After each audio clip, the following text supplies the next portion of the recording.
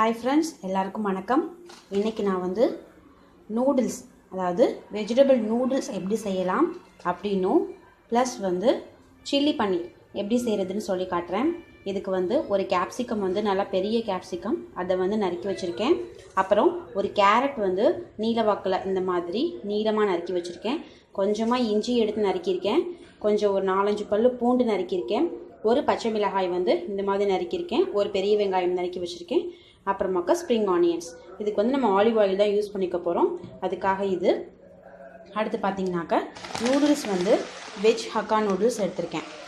இது சேர்க்க போகிறோம். இப்போ வந்து ஸ்டவ்வில் வந்து ஒரு பேனில் தண்ணி ஊற்றி இது கொதிச்சோன்னே இதில் வந்து உப்பும் லைட்டாக எண்ணெயும் போட்டுட்டு இந்த நூடுல்ஸை கொட்டி நல்லா வேக விடலாம்.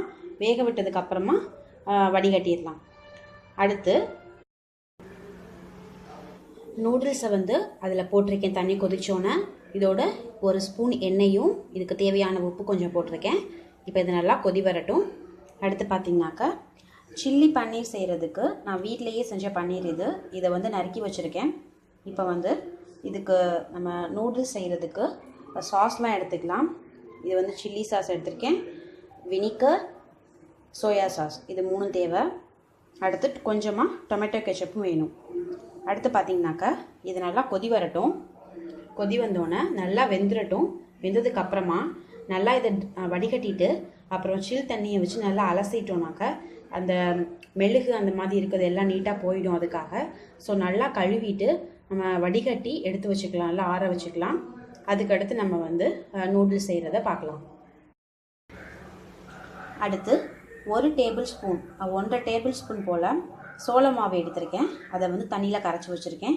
இப்போ நம்ம வந்து இந்த பன்னீரை வந்து இதில் டிப் பண்ணி நல்லா அது மேலே ஒரு கோட்டிங் மாதிரி கொடுத்துட்டு நம்ம வந்து ஒரு பேனில் வந்து கொஞ்சமாக எண்ணெய் விட்டு அது காஞ்சோன்னா அதில் வந்து லைட்டாக ஃப்ரை பண்ணிக்கலாம்.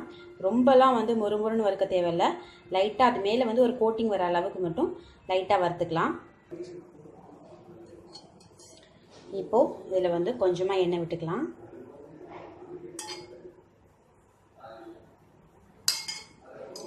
எண்ணெய் போட்டுட்டு இந்த பன்னீரை வந்து இதில் இப்படி டிப் பண்ணிவிட்டு இதில் அப்படியே எடுத்து போட்டுக்கலாம்.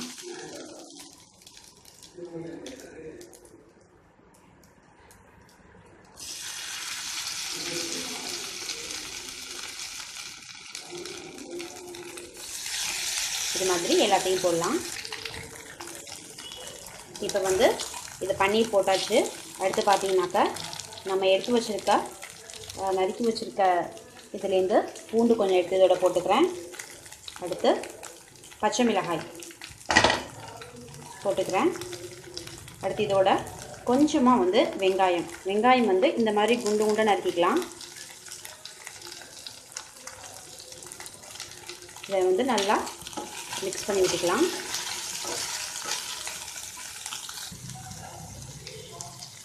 இப்போ இதுக்கு தேவையான உப்பு கொஞ்சம் போட்டுக்கலாம். அடுத்து கேப்சிகம் வந்து ஒரு 4-5 எடுத்து போட்டுக்கலாம். இது வந்து கொஞ்சம் லைட்டாக வதங்கட்டும். அடுத்து பார்த்திங்கனாக்கா இங்கே வந்து நூடுல்ஸ் வந்து நல்லா வெந்துட்டுருக்கு. இன்னும் ஒரு 2 மினிட்ஸ் வெந்தோன்னே வடிகட்டி எடுத்துடலாம். இப்போ நம்ம இதில் வந்து கொஞ்சமாக வந்து சோயா சாஸ் ஆட் பண்ணலாம். 1 டீஸ்பூன் போல் சோயா சாஸ் எடுத்துருக்கேன். இதை இதோட மிக்ஸ் பண்ணிக்கலாம். அடுத்து 1 டீஸ்பூன் சில்லி சாஸ் எடுத்திருக்கேன். அதை நல்லா மிக்ஸ் பண்ணி விட்டுக்கலாம். இப்போ அடுத்து இதோட வந்து நம்ம வந்து கரைச்சி வச்சுருக்கோம்ல சோள மாவு, அதையும் வந்து இதோட சேர்த்துடலாம். நல்லா கோட்டிங் மாதிரி கொடுத்து நல்லா சூப்பராக கிளாஸியாக இருக்கும். அதுக்காக ஸோ வந்து இது நல்லா வந்து இந்த தண்ணியிலே வேகட்டும். வெந்துடுச்சுனாக்கா நமக்கு வந்து சில்லி பன்னீர் வந்து நல்லா சூப்பராக ரெடி ஆகிடும். ஃபைனலாக வந்து இதில் வந்து ஸ்ப்ரிங் ஆனியன்ஸ் போட்டுக்கலாம்.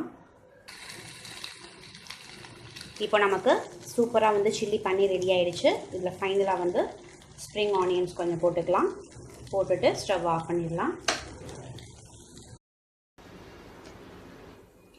நூடுல்ஸை வந்து நல்லா வடிகட்டி தண்ணியில் நல்லா கழுவிட்டு எடுத்து வச்சுருக்கேன்.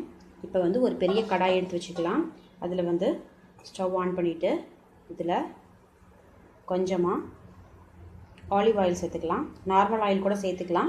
ஆலிவ் ஆயில் சேர்த்தோம்னாக்கா கொஞ்சம் வந்து கொஞ்சம் வாசனையும் நல்லா சூப்பராக இருக்கும். அதுக்காக லைட்டாக சேர்த்தா போதும். ஆயில் போட்டுட்டு அடுத்து வந்து இஞ்சியும் பூண்டையும் எடுத்து போட்டிருக்கேன். இதுக்கு அடுத்து வந்து வெங்காயமும் கேரட்டையும் சேர்த்துடலாம்.